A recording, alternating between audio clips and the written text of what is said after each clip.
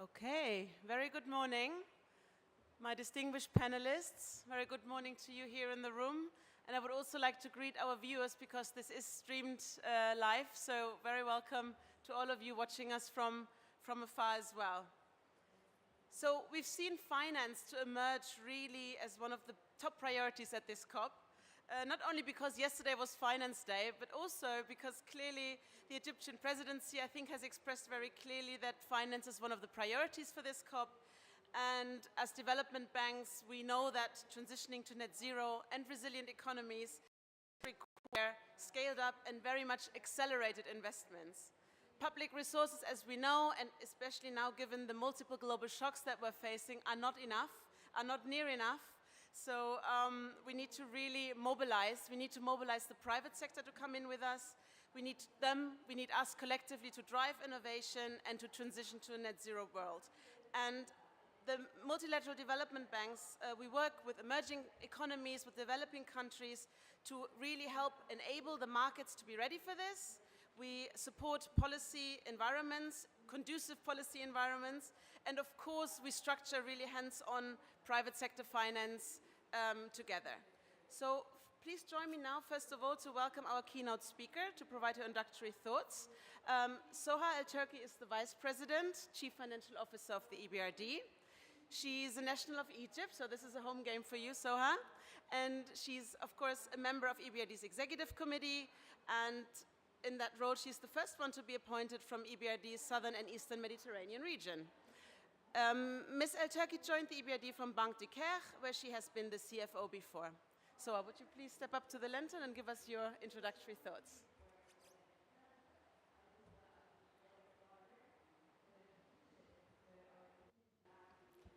Let me just test if you can all hear me. These mics don't always work very well. Perfect. Well, first, thank you for joining us on this important panel. I have to start by saying it's a real pleasure for me to be talking at this COP in my home country. And when reflecting on the topic of today's panel, I thought the best way to start is by telling you a story about a project that we have financed recently in Egypt. The EBRD recently invested $100 million in the first private green project bond in Egypt. It's issued by Scatec Solar. The company raised 335 million USD for a 19-year issuance, secured against 6 solar plants in Binban near Aswan, with a total capacity of 300 megawatts. These renewable energy plants have been operational since 2019, contributing to decarbonization of the country's power grid. In fact, the EBRD, together with other lenders, including the Green Climate Fund, had co-financed their development and construction costs, as well as supported the Egyptian authorities to create the legal framework for the Egyptian renewable power sector. The US International Development Finance Corporation, DFC, FMO Entrepreneurial Development Bank, and the German Development Finance Institution co-financed the issuance, bringing the development institution's total tranche to 250 million USD. The EBRD and the World Bank's MIGA developed a credit enhancement structure through which EBRD provided $30 million standby liquidity facility in support of MIGA's political risk coverage. The combination of both MIGA's support and the EBRD's facility gave private investors the confidence to invest almost $85 million on top of the joint IFI finance. Now, more private sector engagement is exactly what we need to accelerate the transition to a zero carbon world. At COP26, we announced our intention to double the mobilization of private sector climate financing by 2025, and we are on track to deliver. In 2021, we mobilized $14 billion from private sector, 2.2 times more than our total climate finance of $6.4 billion. Collectively, MDBs mobilized $45 billion of private climate finance last year. Engaging the private sector, particularly in developing countries and emerging economies, requires smart climate planning, suitable regulatory frameworks, scaled concessional finance, sustained technical assistance, and strong partnerships. Smart climate planning, including nationally determined contributions, long-term strategies, subnational and sectoral strategies are important. Especially the latter inform policies and highlight the investments and technologies needed for the transition. This is crucial for investment in businesses who require clarity and certainty on the long-term strategic direction of the economy. In addition, since MDBs committed to full Paris alignment, corporate and financial institutions' transition plans facilitate investment into those firms, and MDBs in return can provide hands-on support for robust transition planning in addition to their financing. Suitable regulatory frameworks are essential to facilitate climate investments, and I would like to stress the need for carbon pricing. In fact, we see carbon pricing as a key driver in incentivizing the transition in our countries of operation. A strong carbon price can trigger a transformational shift in investment behaviors and unlock innovation in technologies, infrastructure, and financing. Scaled concessional finance is important in developing countries and emerging markets, as through de-risking structures, such as the one I told you about a minute ago, it supports early movers enter nascent markets.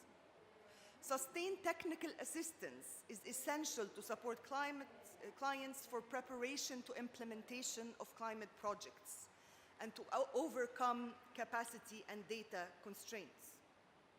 Strong partnerships amongst all stakeholders, including MDBs, investors, policymakers, donors, and technology providers, can deliver climate solutions that are greater than the sum of the parts. We must remember that no single organization can deliver the full suite of climate investments in isolation. The story I told you at the start is also a perfect example of how partnerships can scale climate finance and enable tangible climate positive impacts on the ground. The EBRD is now supporting Egypt with the energy pillar of the NOAFI initiative, which combines all ingredients for a smooth transition: smart climate planning, suitable regulatory frameworks, concessional finance, and technical assistance. It aims to retire 5 gigawatts of inefficient fossil fuel power capacity by 2025 and deploy 10 gigawatts of solar and wind energy by 2028.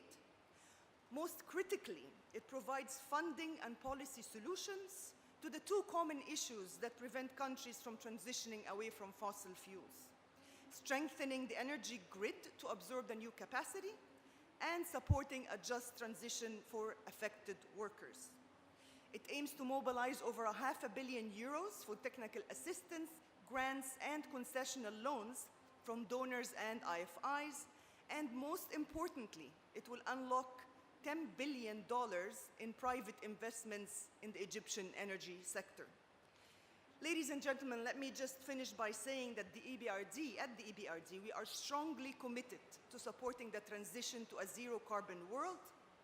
However ambitious their climate goals might be, we are ready to support our countries and clients with smart climate planning, suitable regulatory frameworks, scaled concessional finance, and sustained technical assistance and strong partnerships.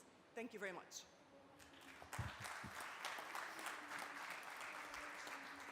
Thank you very much. So I think that was an excellent framing to the discussion we're going to have. And with that, I would like to introduce you to our wonderful panel we have here today.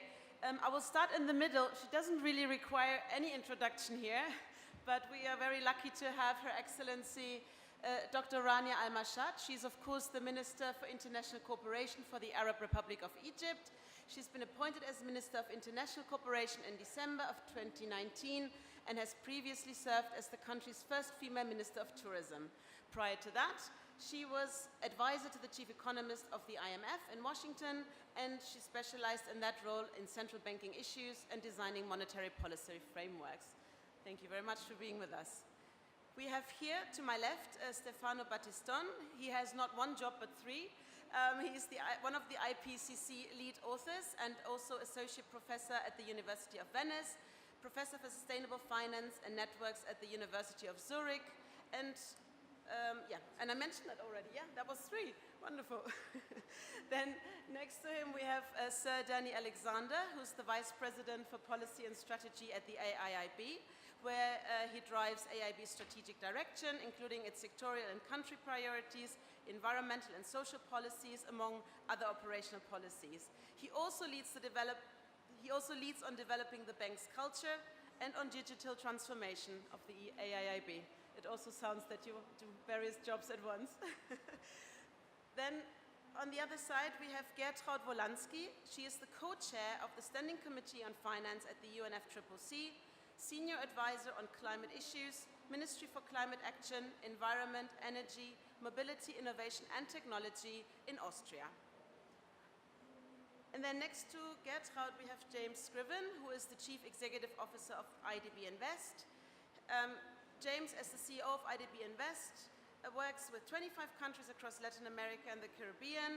IDB Invest is, of course, the private sector institution of the Inter-American Development Bank Group. And before that, he was Vice President of Corporate Risk and Sustainability at the International Finance Corporation. And then last but not least, we have Dr. Sherif Elkholy, who's the partner and head of Middle East and Africa infrastructure at Actis. Born in Cairo, Sherif has spent most of his life in Egypt and in the Middle East. He heads up Actis infrastructure business across the Middle East and Africa and has extensive deal structuring experience, execution, investment management, and also exit experience working with leading businesses across the MENA region. And with that, I think we'll start off. I have two questions for all of you. I'll start with the more high-level one. The first question I would love you all to comment on is, what are sort of the overarching requirements when we think about the enabling environment, when we think about the instruments at a country level, or it could be at a system level, that really enable private sector to engage in climate action at scale? And I'm going to ask Stefano to please start us off. Thank you, and it's really a pleasure to be here, and that we managed to get this excellent panel together in this joint side event. So, about the first question, this is, I think there is no need for me to argue about the fact that climate change is leading to market failure. Some could call it even a market absence in some cases, the absence of markets for certain instruments. And it's clear that MDBs have a key role to play in that. What is maybe not so well understood are the conditions for that to work out well. I would like to share some thoughts on that that are based on a recent joint work with the World Bank, as well as some reflections from the assessment report, the sixth assessment report of the IPCC. There is in chapter 15 in investment and finance, there is a section on this. So MDBs have a key role, but they need to have a consistent theory of change. What do we mean by that? The scaling up climate finance is not just about the availability of financial instruments, be it blended finance or other types. Finance can come in many different shape and size, but it's about something broader than that. It's about enabling environment, and that starts with essentially the credibility of policies that are not financial. There are policies related to the energy transition in essence, but essentially energy policies and sometimes also labor policies that can accompany the transition. This is also related to the concept of risk, in the sense that once you take this into account, the notion of risk changes dramatically. Let me give an example. If I take a backward-looking perspective on the risk of counterparties, of firms, that are, that would be then the recipients, for instance, the developers of a project, and I base my perspective, my analysis on a backward-looking perspective, then I would definitely infer that essentially a fossil fuel company is less risky than a renewable energy company, especially in a context of developing countries where maybe there is a lower track record of that type of projects. But if we take a forward-looking perspective, and if we take science seriously, then we know that either of the two, either we have a very serious physical risk, which you need to integrate, or we have a very serious transition risk, especially for those companies that are not seriously engaging in a transition. And so when we start incorporating this aspect of risk in the risk profile of the project and in the counterparty, then the consideration about the risk-return profile changes. That has implications with what is the possibility for blended finance and de-risking that can happen, and that has to do essentially with the fact that the level of risk to individual counterparties has a system-level nature. It depends on what the country as a whole is doing. And so to conclude, among the, there are many different financial instruments, and we can discuss all the details of that, but essentially what is important is that MDBs engage from the very start with countries, with client countries, in developing a theory of change that encompasses also non-financial policies, and this will change positively the risk-return profile and the ability of the private sector to step in.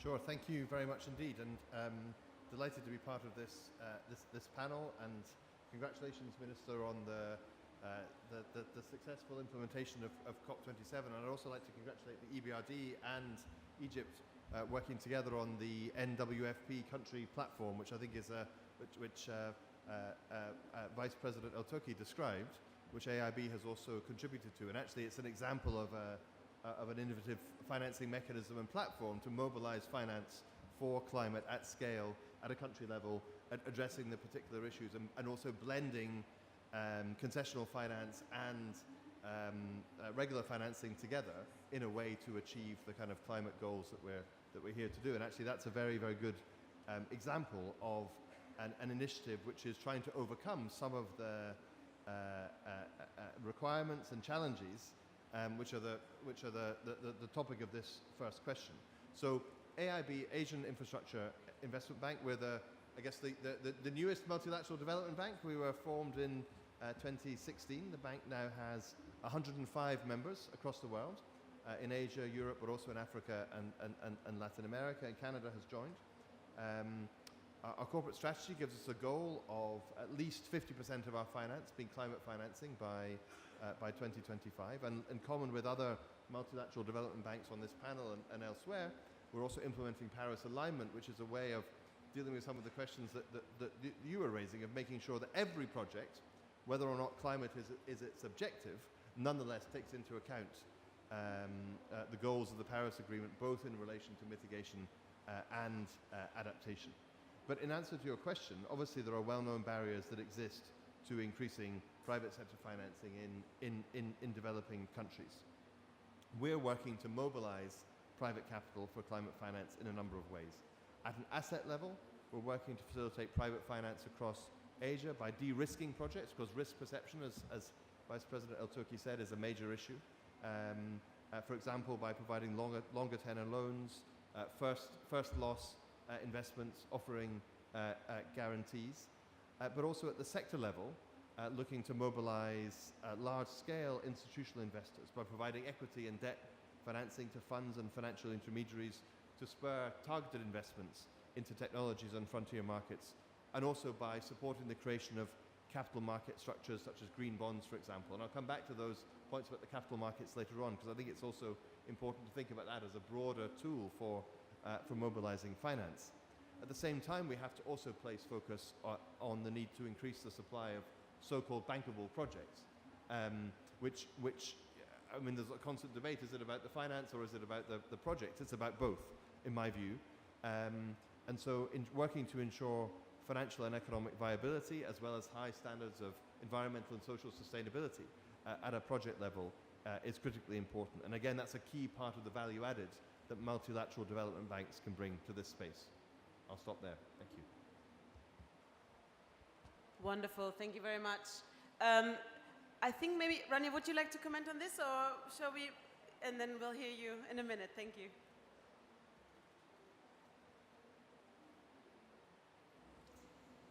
Yes, good morning, and I'm happy to be on this panel and looking forward to very interesting discussions here.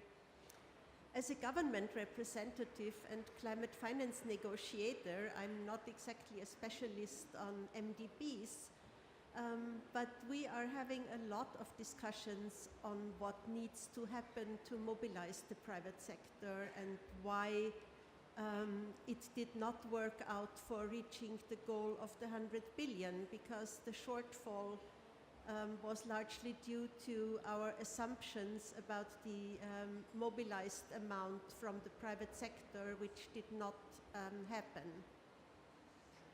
So when we talk to the private sector, we hear from many that they are already engaging, that they are looking for investment opportunities that are aligned with the Paris Agreement. And when we ask them what they need, many of them say they need political signals from the International Forum, from the UNFCCC, but also from their national governments, and setting a framework where it becomes the mainstream to invest in climate-aligned investments and projects. So essentially what we are talking about is how to bring the alignment of the finance flows with the temperature goal and the adaptation goal to the ground.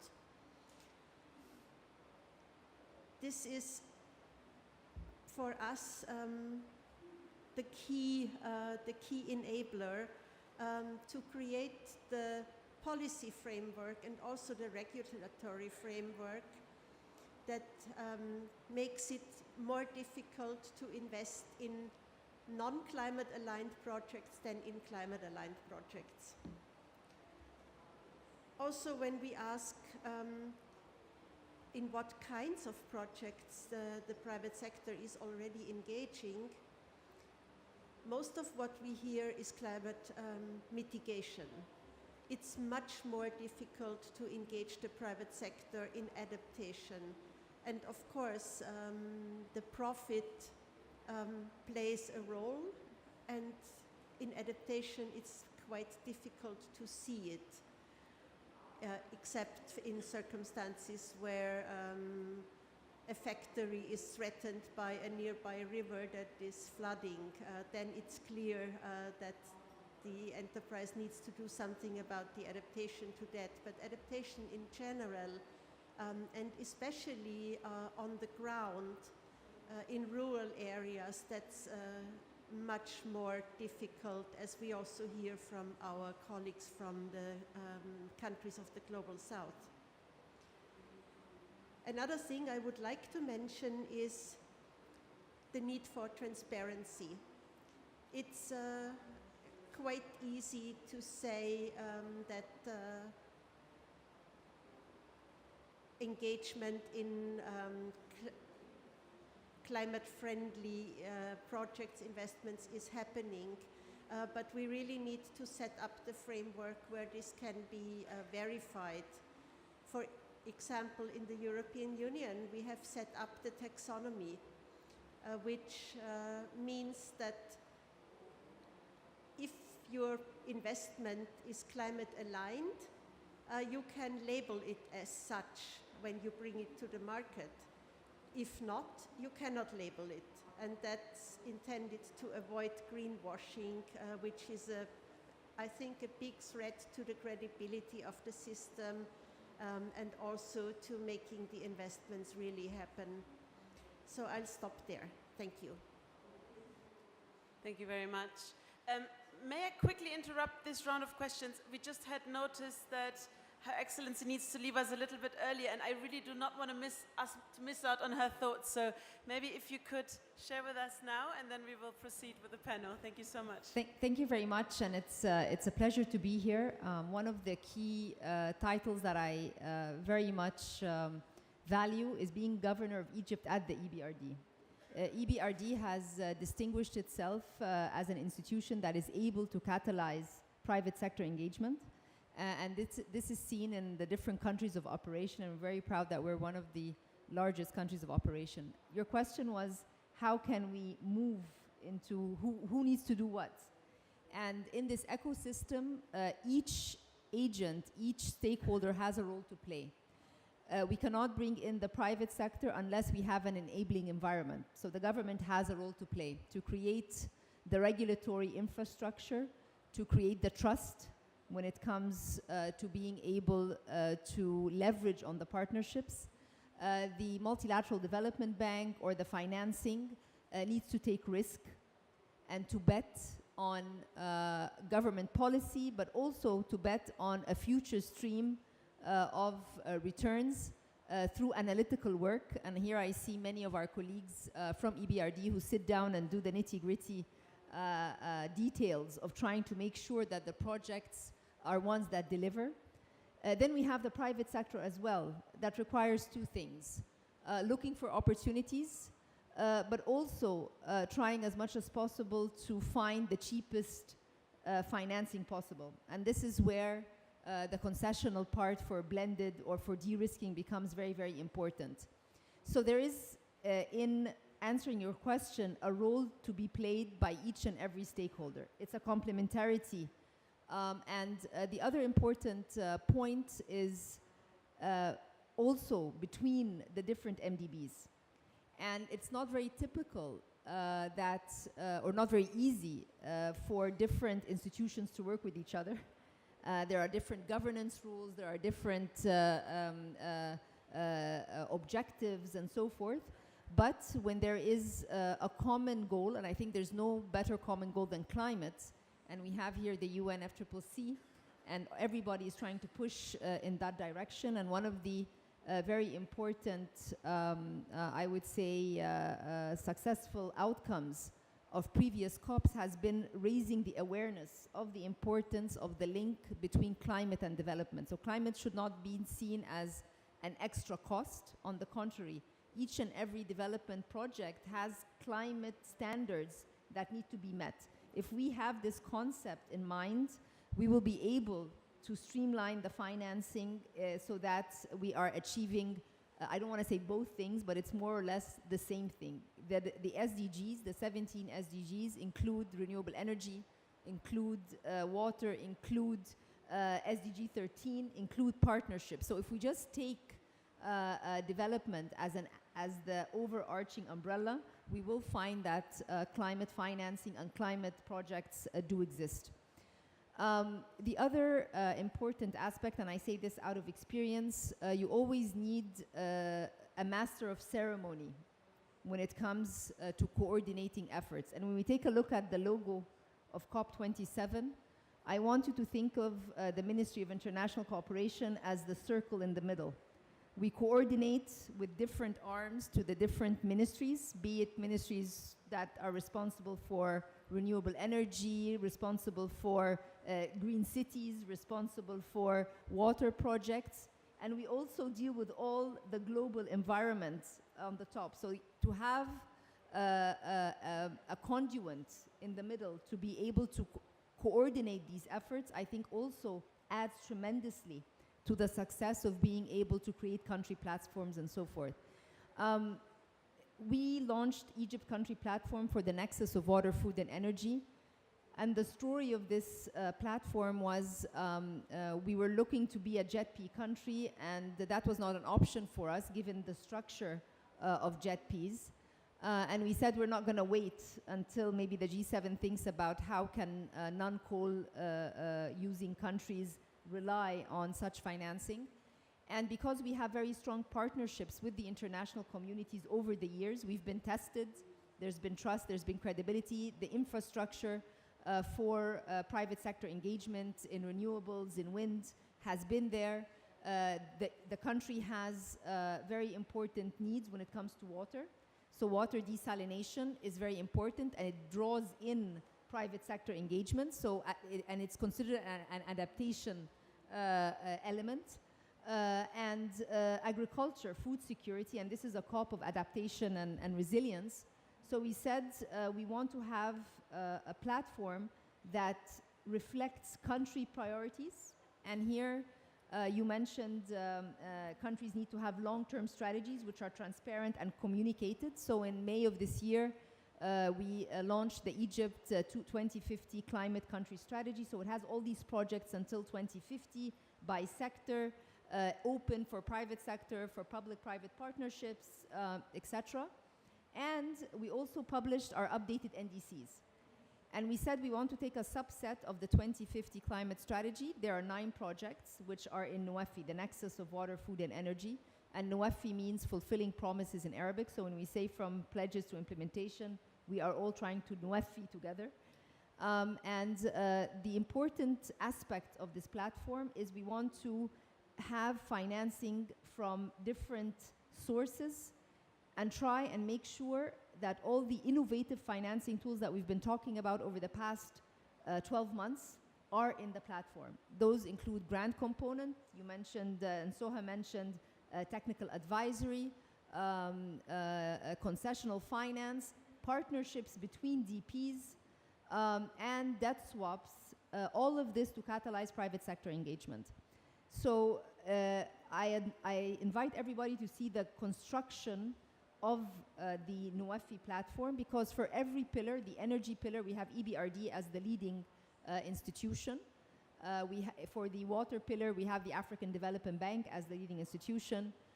For the food pillar, we have IFAD. And then for the different projects, we have partners. AIIB is with us as a partner as well. So in this constellation of partnership, of multilateralism, everybody is represented and everybody has the same goal, trying to help Egypt accelerate its climate action to fulfill its NDCs. And this is again a very important message from any COP, and we are endorsing that. So these are some aspects when it comes to Egypt's platform. And then yesterday we also launched the Sharm el-Sheikh guidebook for just financing, and EBRD is with us in that as well. And here we have a practical guide on how to answer your question. There's a lot of supply of money and there's a lot of demand. So why isn't supply and demand meeting one another? It's answered here. It's answered here with case studies, with a way to show how credit providers take risk, what are the ticket sizes, and how countries can access the different types of financing. I can go on for a very long time speaking, but this is a very topical issue. We are trying to show practical examples. We're trying to showcase through Egypt, one of the biggest countries in Africa, the host of COP, that we can take a leadership in creating our platform and partnering with all of you to make sure that the private sector is engaged through cheaper finance than the market levels.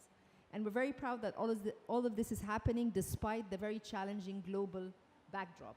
So as multilateralism and cooperation is being doubted a little bit, we are showing that international cooperation, multilateralism are for real, they're tangible, they're important because they affect people in projects in different places in the country. And through that, we are able to fulfill national goals, but global goals as well.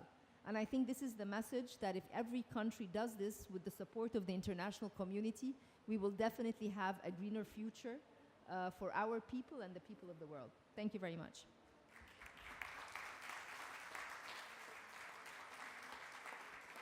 Thank you very much.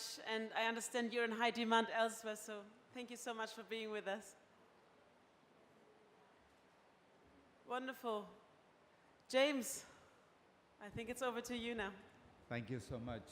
So I'll start by saying the following. 5 out of the 20 most climate vulnerable countries in the world reside in Latin America and the Caribbean, and 80% of our cities are coastal cities. And that's why at the AIIB group, we are intrinsically related and guided by actions to mitigate and make resilient the cost of climate to our nations. I'll dovetail on a few comments that I've already made, but I wanted to stress the importance of our experience has been we need 2 instruments to be able to tackle the issues on climate. One is advice and the other is money. Your Excellency did talk about the importance of providing advice, upstream work, working with governments and the private sector to adapt regulation and make it more conducive for investments. But the other point that I wanted to stress is the importance of patient capital. There are $53 trillion in international markets looking for impact investing. And there are enough projects in emerging markets, of which obviously we all represent, that require financing. And there's a reason why there's a gap between one and the other. And it's what Your Highness was saying, the importance of bringing together supply and demand, and the role that multilateral institutions need to play to take much more risk than they're taking today. Historically, multilateral institutions were investors in a world where investment wasn't available. Today, investment is available. What there isn't available is patient risk capital. And that's the role that we at AIIB invest, and I understand other multilaterals, is part of our journey towards addressing the issues of climate. Thank you. Thank you very much. Dr. Sherif? Thank you very much to EBRD for the kind invitation and for the panelists for the excellent remarks. I'll try not to be repetitive, but in essence, the nexus of our activities revolves around 3 pillars: sustainable infrastructure, funding projects that aid the just energy transition across global growth markets, and in our mind, diverting capital to developing countries to aid with climate mitigation and adaptation strategies is at the forefront of the priorities in climate change.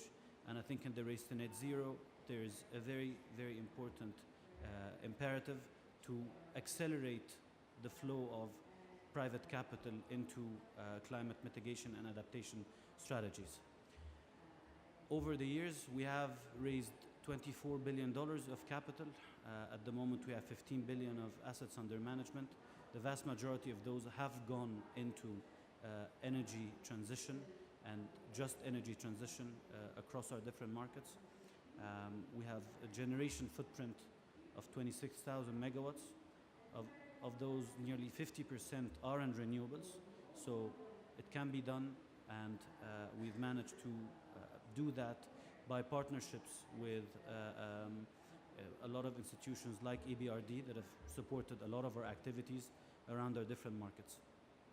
But I think there are 3 main challenges that need to be addressed to be able to catalyze the flow of private capital to aid climate action in emerging markets. The first one is the regulatory environment, where I think it is all about creating the ecosystem, the enabling ecosystem for the creation of the investment opportunity. And I think there, Egypt is a very good example of a market that has managed to unlock that opportunity. If we look at the activities that have taken place over the last 8 years, the renewable power generation program has all started virtually from a standing start 8 years ago. Today it contributes over 22% of the overall power mix. And that's all been majority funded by private sector participants with a lot of DFI capital underlying that. So I think having the regulatory landscape required to enable the opportunity is very important. The second one is the financing framework and the availability of the financing instruments necessary to be able to attract the patient capital that is needed to come in on the private sector front, and capital only comes in if the returns are there. So I think to be able to make the opportunity attractive enough, there needs to be a bankable financing framework that is able to be applied repetitively across different schemes, be it feed-in tariff programs, BOO programs, or other kinds of programs. And the third key challenge is just on risk mitigation and the perception of risk versus the reality of the risk on the ground. And there I think it is very important that there's a big role to be played by multilateral organizations to help with that. And political risk insurance in particular is of paramount importance to be able to bridge the gap between that perception and reality, and to be able to support the providers of private capital when they tackle the market opportunity in a way that at the end of the day makes sense on a risk-adjusted basis. Thank you. Thank you very much. I think we're getting a wealth of very different perspective on the same topic. I was wondering if perhaps you could share with us a little bit your very practical experience to bring this down to the tangible level. Maybe some specific examples of how you've dealt with the development, the deployment of strategies or specific instruments to support private sector mobilization for climate. Would you like to start again? Thank you. Yes. Well, first of all, as an academic, I don't have that on the field experience as the colleagues on the panel here. However, I'd like to say, so first of all, in our literature review, we realized that this is hardly covered. So there is no systematic evidence about what worked, what didn't work, and that's an invitation to for those working in the multilateral banks to share evidence. So what we have is anecdotal evidence. Having said that, let me start with, so I have one example that was in Caribbean with the Caribbean Development Banks, where we contributed at a very early stage with essentially the structuring of the analysis of a risk assessment of different projects that the Caribbean Development would be supporting. And this happened back in 2018, if I remember well. So, and that led to a positive impact in the way then the bank was then essentially redesigning the allocation of the project and loan allocation. With the World Bank, the practical experience is that essentially the theory of change that we've been developing together with them has been implemented in their tool. So they have a quantitative tool that the bank is using to compute what is the impact in terms of emission reduction resulting from in a given country, resulting from the implementation of the green finance in intervention. All right, and then what we have been doing is that we're helping them in taking into account the whole theory of change in that emission reduction. And then I'm aware of some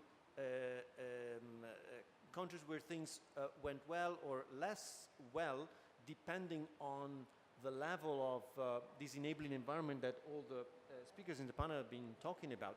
But I'll stop here and I probably leave to the others to make a specific example country by country. But I know that there will be a few. Wonderful, thank you. Any AIIB examples that you could share with us? For sure, thank you. And I think it's good to get into the specifics. Let me share some examples in three areas. One about incentives, one about capital markets, and one about partnerships.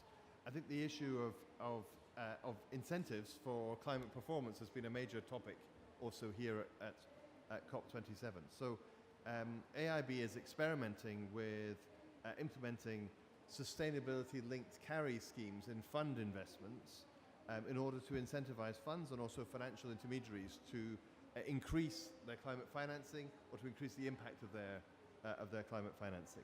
So one example here is our investment in a multi-country Everbright Infrastructure Investment Fund 2, which is enabling green infrastructure investments in emerging Asia, and also pioneering an innovative sustainability-linked financing scheme, which is promoting climate finance, gender diversity, and also ESG governance. And so basically the fund managers do better from the investment if they perform better in terms of these metrics. That's the idea.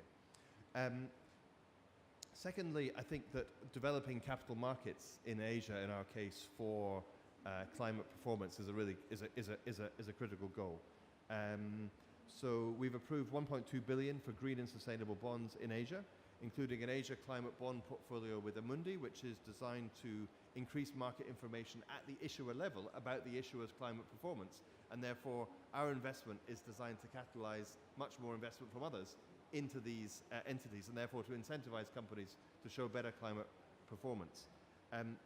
Another one is about how do we develop infrastructure as an investable asset class. So in other words, that's about saying infrastructure is currently understood on a project-by-project basis. So if you, instead you can create instruments where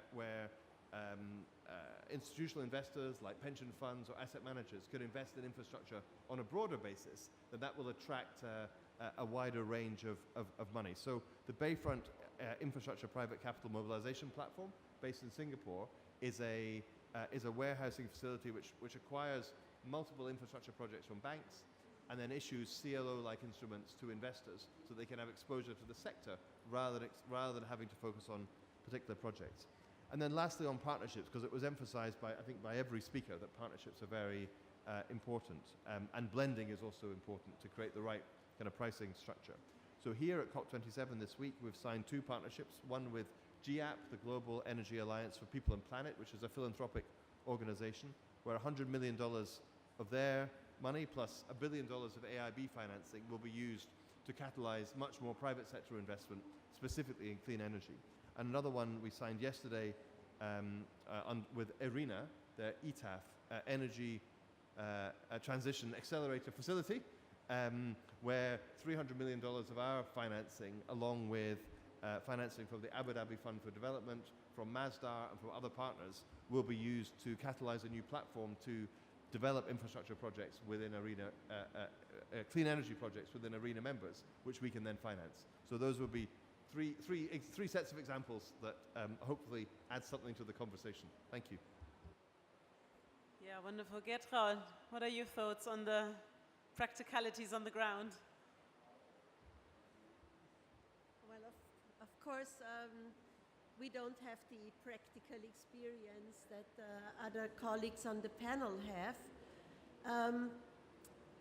But from our experience in the ministry, one success factor is clarity and information. You need to know what you're getting into, what you're doing, and have a, so to speak, bankable project, which doesn't mean bankable in the sense that a bank would use it, but in the sense that you know exactly what it is about and how it's set up. Yeah, I'll hand over and listen to more success stories. Thank you. Wonderful. James, what can you share with us? Yes, I'm probably going to follow this, what Danny was saying. One is we issued a report calling Scaling Adaptation Finance in the Private Sector, and there we show a number of experiences, but I wanted to refer to 2 different areas. One is deal specific. On all the projects that we're doing now, we do a climate assessment, and an example of that is a road called Rumichaca-Pasto in Colombia, where we helped and trained communities around how to make this operation resilient. In particular, the surrounding communities benefit from the execution of social and economic programs. And on the other hand, in the capital markets, the AIIB also talked about those examples. We're using our instruments to mobilize domestic and international investments into climate. And we do it regularly called what is called thematic bonds. And to date, we've helped 24 clients issue green, social, and sustainable bonds for about $1.3 billion. So these are two examples of which we not only help at the local level with communities, but also help investments come into these examples. Wonderful. Dr. Sherif, I'm sure you've seen a lot on the ground. Yeah, so I'll quickly touch on two examples. One is at a project level, one is at the fund level. So first on the project level, we have been through one of our Africa-focused renewable platforms, Lekela Power, the developers and owners of one of the largest wind power projects on the ground in Egypt, the West Bakr Wind Power Project, which started operations last year. This was a very ambitious project, and involving circa a $400 million investment program. So clearly, access to competitively priced financing with a tenor that was long enough to match the attributes of the PPA on the project was very, very important. I think our ability there to access very competitively priced and well-structured debt financing from our partners, including EBRD, who have supported us on that project, was very, very important. That project today is operating. It provides a very critical piece of wind power infrastructure in the Ras Gharib area of the Red Sea district. And that's just one example of how that very constructive engagement can really enable and catalyze the flow of private capital into climate-focused projects. The second example I'm going to touch on is broader. We tackle the climate opportunity via fund strategies. We have a dedicated energy fund. We also have a long life infrastructure fund. Both tackle the opportunity in a slightly different way. But in our latest energy fund, Actis Energy Fund 5, in addition to the equity commitments that we raised for the fund, earlier this year we announced that we were able to raise a $1.2 billion impact-linked revolving subscription credit facility. It's a very, very innovative instrument, and it has both impact-related inclusion criteria that are deemed on a project-by-project basis, and the projects are ranked based on the Actis impact scoring methodology. It also has margin reduction incentives in it that are related to the impact outcomes that come out of the underlying projects that are funded. I think this kind of creative instrument done at a fund level could be massively catalytic in terms of allowing the flow of capital into climate projects in global growth markets. So I think the more we can see of these fund level instruments being put to aid the available equity capital that's going to these projects, the better. I think it's a very, very important channel to complement fund strategies for asset managers that are tackling this opportunity. Great. I think we're getting a good picture of how this is done in practice.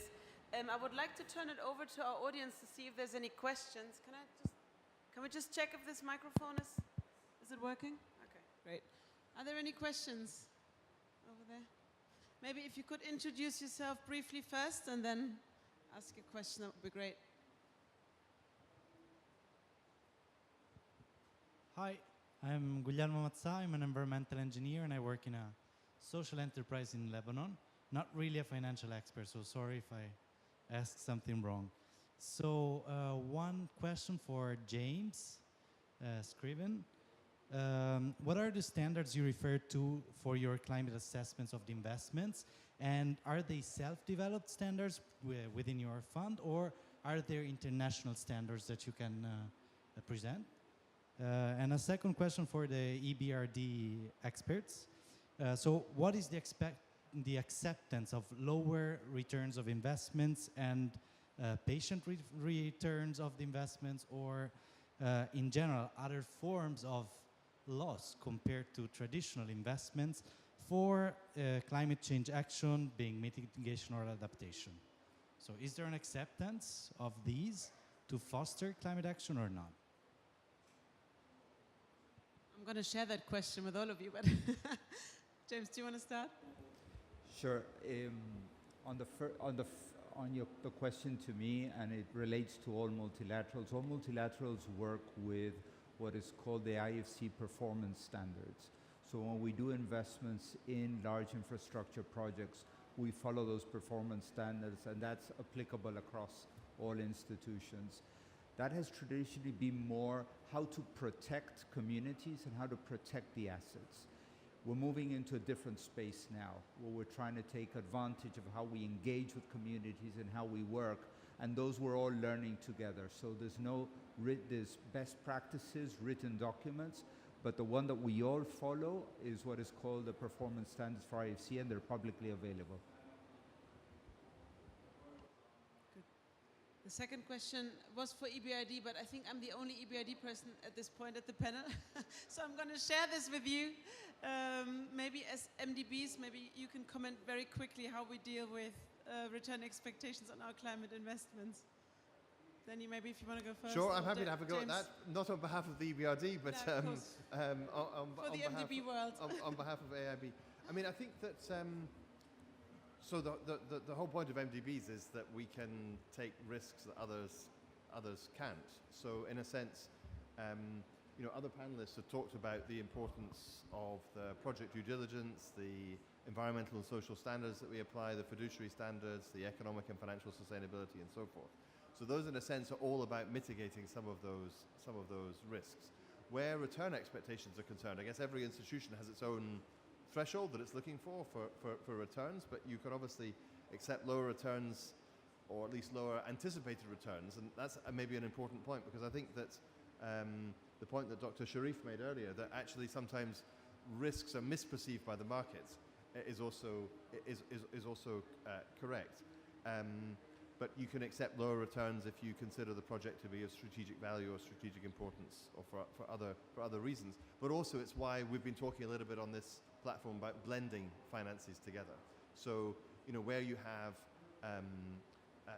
for example, some grant finance or philanthropic contribution or other kinds of capital coming together, then it means that the overall package can be more attractive to the borrower, while at the same time different financiers are achieving the types of outcomes that they need to achieve for their own risk metrics or their own expectations. So I think that increasingly building the right partnerships and having the right different kinds of finance coming together is important to creating the right incentive structure for projects.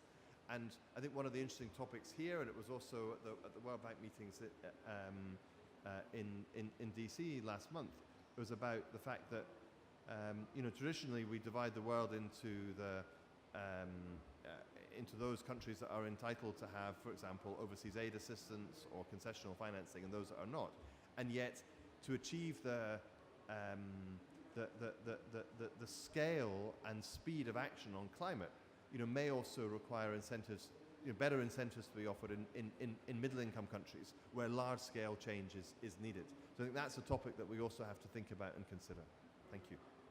James, did you want to add to that? Sure. So when our shareholders are governments, so they expect us to have a good mix of financial returns, but developmental returns. So their expectations are probably different from traditional commercial banks. I think they're moving into this space, but what we call our double or at least triple bottom line is well respected in institutions. Having said that, and piggybacking on what Danny was saying, we work in a space where perception of risk is different than reality of risk. And we try to operate because we know these countries very well. We know what are the issues that appear in these countries. Our perception of risk might be different from international investors, and that's why we're able to take more risk. The last point I wanted to say is, we had a discussion yesterday in a US panel, it was very interesting, about is climate finance more riskier than other assets? And my answer is no. My answer is less riskier, because you're moving into a space that will be high demand in the future. Just give an example. If you invest in exploration for carbon versus in a solar plant, you might end up investing in a plant that will be unused 5-6 years from now, while renewable energy will be the wave of the future. So you really need to understand the trends of those markets. And that's why institutions like ours do spend a lot of time, because we invest 15, 20 years, what a world would look like in 15, 20 years. And the concept of a stranded asset, and a concept of you might be financing something that won't be useful in the future. That's an important point for us. Stefano, what does academia suggest? Well, I'd like to pick up on what James just said and rephrase it in academic words. So what we're talking about is that the risk-return profile is not a static concept, but is dynamic. That means that if you look into the future and you take into account a forward-looking perspective of scenarios of what can happen in the future, the risk as it is evaluated today may be different. And this is exactly what we are talking about, that is the enhancement and the establishment of the enabling environment will change that risk-return profile in a way that then is going to lead to a self-reinforcing virtuous circle. Great. There were two questions here in the front row. I'm going to start with the lady and then... Thank you very much for a very needed discussion on investment. My name is Ulrika Franke, and I'm president of the ISO Organization for International Standardization. And I was very happy to hear that you use our colleagues in IEC for standardization. But there are things evolving in the market where there are no standards today. So I would like to encourage you to reach out to us if you need standards, because we will deliver. There are things now discussing about green hydrogen. What is that? And what is green methanol? And if we have standards on that, we could help you reduce the risks on those investments. So please use our system. Thank you. Shall we take another question and then we answer together? Thank you. My question is actually related to the previous question on risk perception and maybe to the private sector funding representative. How does the private sector, I mean the question was answered by that, how does the private sector perceive the climate risk on projects? I mean, is it a de-risking factor or is it a riskier factor? Does it affect your pricing? Does it lower it? Does it increase it? Do you need agents to help? Thank you for the question. So obviously investment into climate-related projects is a de-risking factor at a planet level. But I think for capital to flow at scale into climate projects, there needs to be an adequate risk-adjusted return. Private capital is not going to come in just because it's needed, but because there's a justification by an adequate level of returns, which is why I mentioned earlier the perception of risk versus the reality of risk on the ground in a lot of the global growth markets where we operate. I think there are a lot of structural enhancements that are needed to be applied to project frameworks to be able to allow the capital to come in efficiently and to be able to offer competitively priced tariffs. So at a country level, the provision of adequate sovereign guarantees underlying long-term offtake is of paramount importance. And I think definitely in utility scale projects, that is going to continue to be or need to be the case for the foreseeable future. But also there is a very important role on multilateral organizations like the World Bank, for example. The World Bank MIGA plays a very, very important role there in being an enabler for firms like ourselves to be able to come in and provide the capital and to be able to provide it in a cost competitive manner by providing political risk insurance. Political risk insurance is very important and it bridges the gap between the reality of the risk versus the perception of the risk. And I think without that, the cost of funding underlying some of the projects that we deliver in emerging markets becomes prohibitively high. So I think that very helpful partnership with multilaterals on that front is extremely important to provide the necessary solutions. Any more reactions to the two questions? James? I can react to the first one. So the lady on your left is our head of climate, or my left is the head of climate, and I'm sure if you don't know her, you'll meet her right now. Look, the future of our existence depends on what we're talking about. So we're all learning in this space. In all honesty, 10 days ago, I was in the south of Chile in Punta Arenas looking at the first green hydrogen project in our continent. An amazing experience. They all told me that we're all learning by doing. So anything and every experience that we can share, the faster we resolve this issue. Anybody would like to contribute to this?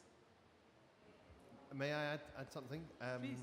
So just on the climate risk points, the point was already made earlier in the discussion about the transition risk and the risk that assets may be. You made the point earlier that assets that you invest in now may be stranded in 20 years' time, and getting that to be better understood in the private sector is critically important. I think the other aspect is about climate resilience and adaptation, and how do you value and take into account at the project level the need to build in a high degree of adaptation to what climate change may throw at you, not just this year or next year, but in 10, 20, 30, 40, 50 years' time, over the life of the asset that you're investing in. And again, I think that's an area which is for many private sector investors is not valued as carefully as it should be. We've just joined a lot, and I think other MDBs are also part of it, the Coalition for Climate Resilient Investment, which is working to develop methodologies to try and help resilience risk be better understood in project investments and for financiers and project sponsors, precisely to kind of bridge that gap. Because again, one of the discussions here is about how can private capital be more deployed towards climate change adaptation and resilience, which is, at the moment largely in the sovereign space. And I think that understanding the kind of insurance value of investments in resilience is critically important as part of that. And as for ISO, great to meet you, and hope we can work together in future. I have another question here. So please. Thank you. Hi, everyone. Very, very happy to be listening to you. My name is Julia. I work at Deloitte in Luxembourg.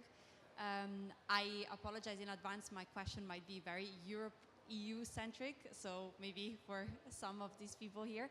Gertraud, you were mentioning that we need to understand why we haven't reached the 100 billion target that we had. And it's also because we don't have a lot of transparency, methodology, data in order to understand what is actually Paris aligned so that we can actually invest in it. From my experience working with private banks, I do see that this is a real struggle. And that actually that leads, at least in the experience that I have, that leads to some of the banks just being like, there's too much work to be done in order to reach the data, so I'm not going to bother with it, and I'm just going to continue doing the standard products that I normally do. And that's also because, at least from my experience, that's also because they feel that there's not enough consumer drive and client drive from their own clients to ask for products that are Paris aligned.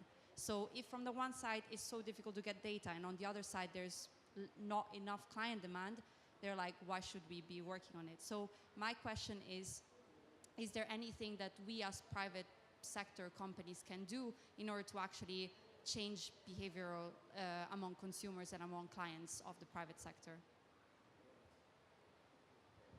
Thank you. Would you like to first go at this? Yes, this is a difficult one. And I would start by saying that there is, according to the CPI analysis, much more private finance flowing towards climate-related projects and investments than we can label as mobilized. So it is happening on the ground, not at the scale we need, but still it is. Only we don't know about it. And we, we as governments cannot take the credit for incentivizing these finance flows. That's one problem that we have with fulfilling the 100 billion, I think. It's my personal view. What can we do? I'm sorry. With the customers, I was talking earlier about setting the right framework in the individual countries. And I think this is something that governments can and should do to create the awareness what the bank does with your money, with your savings. Every bank will tell you they don't go for child labor, for weapons production, but what are they actually doing? And we in Austria have created a green finance awareness program to make it clearer to customers what they should look for. That's one thing we can do. And another one is to make it easier to implement all the regulations we have put in place in the context of the sustainable finance package. We have heard the complaints that this takes too much time, it's not worth it. But basically we have just started implementing it, and so I think that with time it will also get easier and banks will adapt to it better. Thank you very much. I have another question here, and then there's one over there. I'm coming to you next. Thank you. Danaki Rakopoulou from the London School of Economics. Two questions, if I may, Maya. One is about the cost of capital. You've touched on kind of risk and versus perceived risk. In the Songway Stern paper that was published a few days ago, there is a really impactful table looking at the cost of capital for solar projects ranging from 7% in a AAA rated country like Germany to over 20% in a big B country to up to over 50% in a country like Argentina. How do we address that?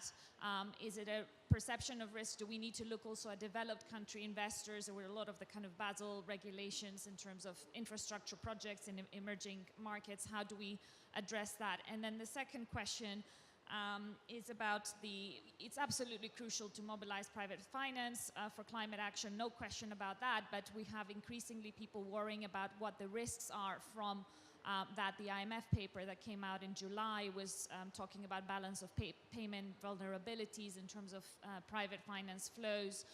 So without questioning that we absolutely have to mobilize the private finance, what kind of complementary actions do we take, for example, on the debt side? This is a debt-heavy agenda in terms of mobilizing the private finance, so do we need to look at that as well? Or also boosting the local sustainable capital markets, because in the long term, it's not sustainable to just rely on external private finance. So how do we do this at the same time as the agenda you've been speaking about? Thank you. Yeah, very good and difficult question. Who dares? Okay. Maybe Sherif, you start and then we pass it over to Stefano. Yeah, I'll have a go. So I think two excellent questions. I think the reality of the matter is risk varies from one market to the other. I think that the general point I would make here is over the years there has been a perception that emerging markets are inherently riskier than developed markets. I think more recently I would argue that that risk delta has narrowed, and if anything, the size of the infrastructure investment opportunity focused on climate adaptation and mitigation in global growth markets is massive. And I think that as I mentioned earlier, the use and application of some of the synthetic credit enhancement instruments that are available is of paramount importance to be able to bring down that blended cost of capital that's applied to these projects. Again, political risk insurance and other synthetic credit enhancements that can be brought to bear on some of these projects is very important. But the reality of the matter is, if you have a market that has a very poor credit rating and is going through a massive macroeconomic dislocation and capital flight, the cost of capital associated with bringing private capital into that market will be inherently higher, and there's a limit to how much credit enhancement you can apply there. But I think that's probably kind of the tail of the opportunity. But I think if you look at it sort of at the vast majority of the opportunity lies in markets where there are well-functioning capital markets. There's very good precedent of projects that have been funded and have reached COD and have never seen a default by the off-taker. So the vast majorities that we operate in, there is that very constructive ecosystem. So yeah, I mean, I think there's no one solution for all markets, but I think there is a number of instruments in the toolkit that allow us to overcome the perception of high cost of capital and still be able to come into some of these markets. James, to you. Sure. By chance, you actually named the country I'm from, Argentina. So I just want to give you, I agree 100% with Sherif. In a perfect market, the difference between Germany and Argentina has to do with, and I'll talk about the World Cup that's going to happen in a bit, has to do with sovereign risk and what each country is going through. So that's something that we all need to take into account. But when you're an investor in solar wind farms, because it's a global good, you're going to have to look at where's the lower cost of producing that asset and where you're going to sell it. So while emerging markets seem to be increasing cost of capital to be able to produce it, be aware that in emerging markets, you have the natural resources to be able to do it. Let's all talk about Argentina, but you talk about Chile now. Chile up north has probably one of the best places for solar plants in the world, and down south, probably the best place for wind power in the world. So you always need to take into account also other things and not only the cost of capital by doing that. Having said that, the role of multilateral institutions is for places like Argentina and others to be able to compete with Germany's in the world by us assuming that risk and bringing in and crowding in institutional investors. Stefano. And I'd like to comment on that. So actually the action of the multilateral development banks is also to then change endogenously that risk return profile and the cost of capital. The other thing is about the, so your second question was,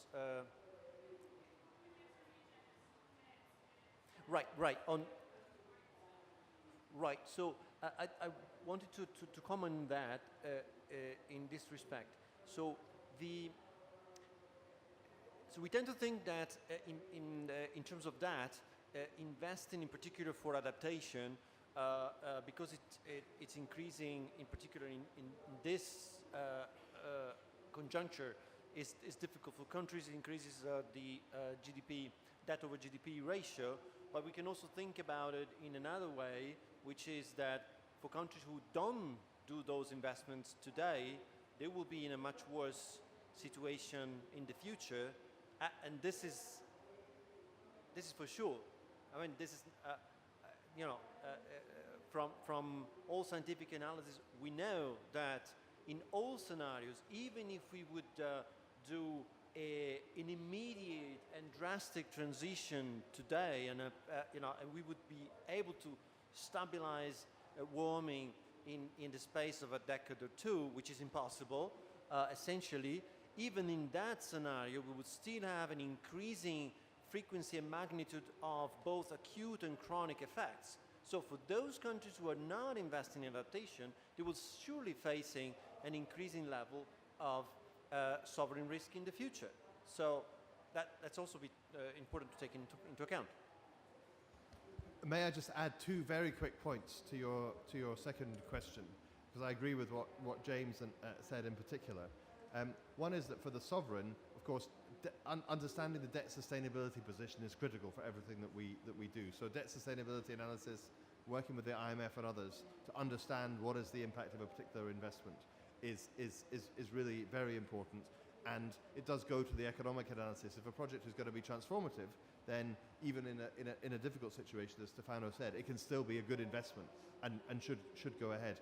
On the second point, I think financing in local currencies rather than in convertible currencies can also be important, and that's something that we're looking at more. I know other MDBs, especially the EBRD, has done a lot of, and that could also help to strengthen local capital markets too.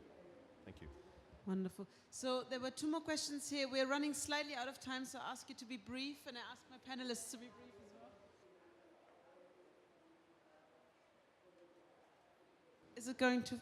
Why don't you step forward? I'm not sure if we're going out of range. Out of range. Fiona Stewart from the Capital Markets team at the World Bank. So thank you, Stefan, for mentioning a joint project. So absolutely perfectly follows on. I was going to ask you exactly about local institutional investors in emerging markets. And when we think of private sector, it's often north-south. I don't think we think enough about working with the local investors. So we've been, for example, we've produced the Kenyan fund, the pension funds in Kenya, a consortium to co-invest and then introduce them to the pension funds in the US, their peers, to help them learn. So I'd like any views about how we mobilize the local domestic capital, for example, the big Asian Provident funds that we need to work with potentially more. I see James is getting ready to answer. No, I love that question. There's a whole chapter in what our transformation is, what we call domestic mobilization. And I think it's particularly important because for me, the ultimate goal is for local investors that are willing to take and have liabilities in local currency, invest in assets in local currency. The problem that we're facing, at least in Latin America, and I know for a fact also in Kenya, is that these local pension funds do not have the expertise or capacity to be able to understand some of the infrastructure projects that we're going to market. So while for an international investors, we're explaining them what sovereign risk looks like, to a local player, the conversation is very, very different. But I love the question because it's along the lines of what we're thinking. Thanks, James. Last question.